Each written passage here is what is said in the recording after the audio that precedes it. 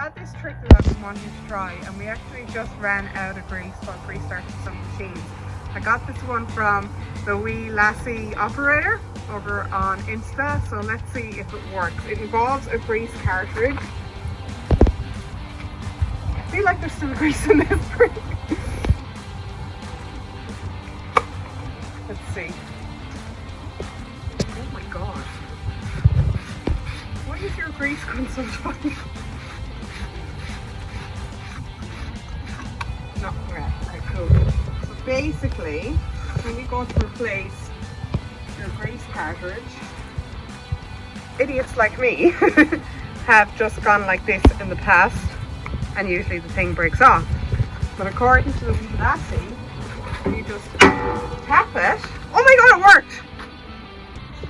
Like that, it comes off, and you don't have to go get a screwdriver or something. Those of you in the know, this is super frustrating. Now, ideally, you should take off this end first, but I was just excited to try that. So, this one can be quite tight as well. Oh no, I think I got it. I was going to say you could use the back of the trailer. But yeah, so there you have it, a little life hack that works. You know the way these 5-minute crafts and things and they're stupid life hacks? This one is actually valuable.